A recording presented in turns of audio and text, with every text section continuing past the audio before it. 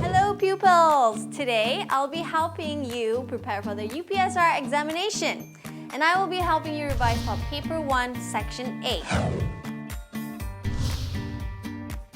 By the end of this video, I will be sharing with you the exam format for the UPSR English Paper 1, Section A, analysis of possible topics that might appear for Paper 1, Section A, and tips on how to score for Paper 1, Section A. Paper 1 comprises 40 multiple-choice questions. The paper is divided into 5 sections. Section A, vocabulary. Section B, social expressions. Section C, grammar. Section D, text completion, and Section E, reading comprehension. Let's focus on Section A. Section A tests pupils' knowledge on vocabulary. Pupils are required to study pictures and read and understand sentences before choosing the best answer. In this section, there are 10 questions. Different questions test pupils' vocabulary knowledge at 3 different levels. Questions 1 to 4 test pupils' vocabulary knowledge at word level. Questions 5 to 7 test pupils' vocabulary knowledge at phrase level. Finally, questions 8 to 10 test pupils' vocabulary knowledge at sentence level. This section is worth 10 marks. So, let's analyze the topics which appeared in past UPSR papers. Analysis of topics. Let's analyze the topics for questions 1 to 4 first. From the table, you can see that many topics were asked ranging from animals to time. Every year, about 3 to 4 topics will be tested. The most frequently tested vocabulary was house and habitats. This topic appeared 5 times in 2007, 2009, 2010, 2012, and 2014. The second most popular topic was verbs, which appeared 4 times in 2009, 11, 12, and 13. Objects and occupations were also popular. Objects appeared in 2012, 13, and 2014. Meanwhile, occupations appeared in 2007, 8, and 2011. The rest of the topics only appeared once or twice. For questions 5 to 7, 4 types of phrases were asked. They were verb phrase, noun phrase, prepositional phrase, and adjective phrase. Verb phrases were very frequently asked. It appeared every year except in 2010. Prepositional phrases appeared 4 times in 2007, 10, 11, and 2013. Noun phrases were asked in 2008, 10, and 14. Adjective phrases were asked in 2007, 9, and 10.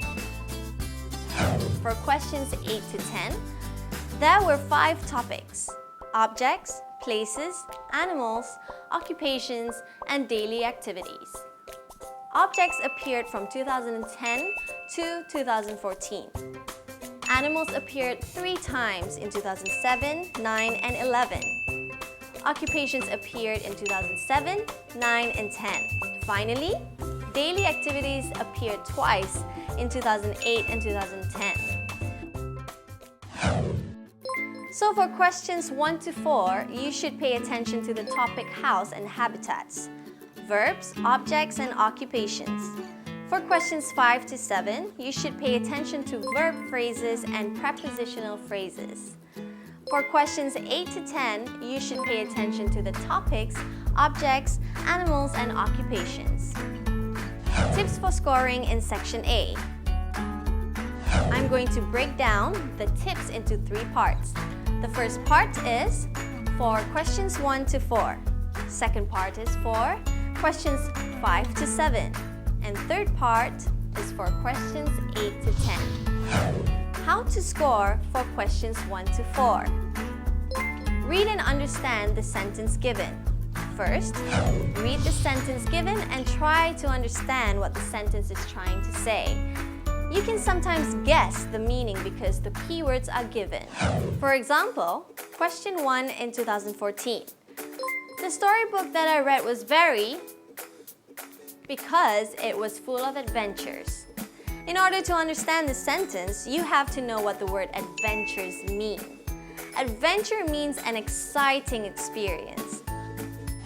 When you understand the key word, you can then use logic to think of the right answer.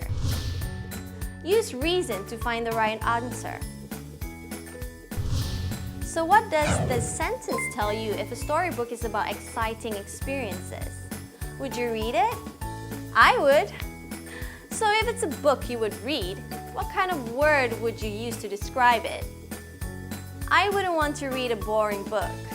So option A, boring is definitely not the answer. So between the words surprising, interesting, and creative, which one best suits the word exciting? The answer is C, interesting. Surprising means something that you wouldn't expect to happen. Creative means thinking about something in a unique way. Use your past experiences or general knowledge. Sometimes you can use your past experiences to help you answer the questions. For example, question 2 in 2014. The spots on a help it to hide in bushes. So which one of these animals has spots? I'm sure you have seen these animals on television or read a book about them. Does a monkey have spots? No, a monkey doesn't have spots. So A is definitely not the answer. What about a zebra? What do we call those patterns on a zebra? They are not spots. We call them stripes. So D is also not the answer. We are now left with giraffe and leopard. A giraffe does not have spots. It has brown patches. A spot has to be round. So the answer is B, leopard. Create your own vocabulary bank. Look at the worksheet I have given you. You can use the worksheet as a template to create your own vocabulary bank. Keep a list of words according to their categories. For example, you can list as many words you can think of under the category house and habitats, verbs, occupations, and objects. This will help you with your revision. How to score for questions 5 to 7. Read and understand the text. For these questions, a short paragraph with pictures are given. Study the text first and get a general idea of what the text is about. For example, let's study this text from 2014. This text is about a boy called Rosman who wanted to go on a hiking trip to Gunung Ledang. So, we can anticipate that the answers must be about him getting ready for the trip. Study the pictures carefully. The pictures given are there to help you. Pay close attention to the small details in the picture. Let's try and answer question 5. He quickly... The answers given are A.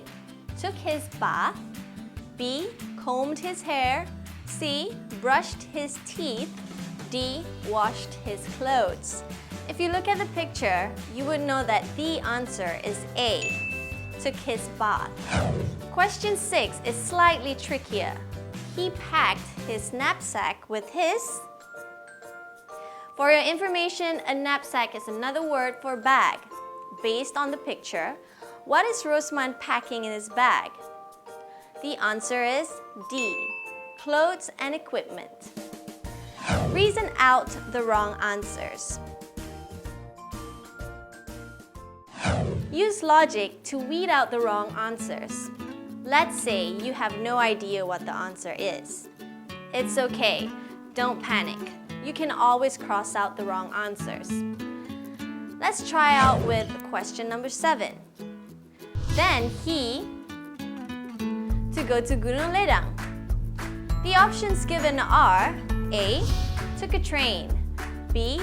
Boarded the bus, C. Waited for his father, D. walked to the bus stop. Always use logic and ask yourself questions. Look at answer A and ask yourself if that's the answer. Is there a train in the picture? No, I don't see a train.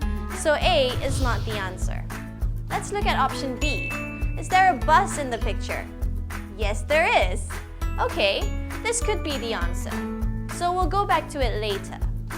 Let's look at option C. Waited for his father. Do you see Rosman's father in the picture? No, I don't think I see him. Let's cross out option C. What about option D? Is there a bus stop in the picture? No, there isn't. So D is not the answer. That leaves us with only one option left. So option B is the correct answer. And that's how you answer questions 5 to 7. How to score for questions 8 to 10. Study the picture carefully. For questions 8 to 10, we have to study the picture given carefully. This part can be a little tricky because you have to identify the sentence that best describes the picture.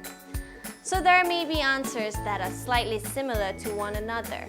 For example, let's look at question 8 in 2014.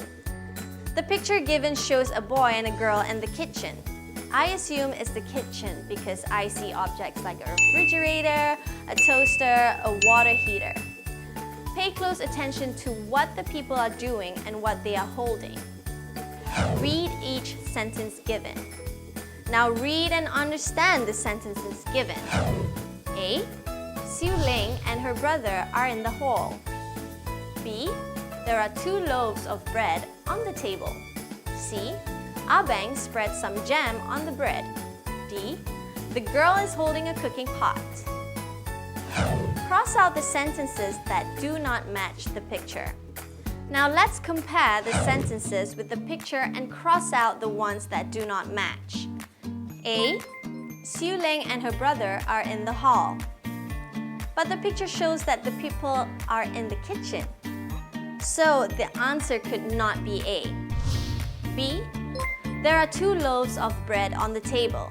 Do you see any bread on the table? Yes, I see them in the toaster.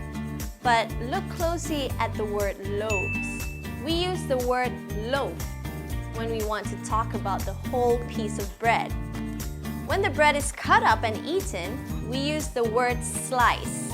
So option B is also not the answer we're looking for. C. Abang spread some jam on the bread. Does this sentence match what the boy is doing in the picture? Yes, he is spreading some jam on a slice of bread. Maybe this is the answer we're looking for.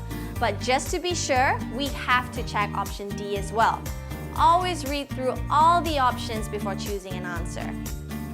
D. The girl is holding a cooking pot. A cooking pot is a round utensil used to cook food.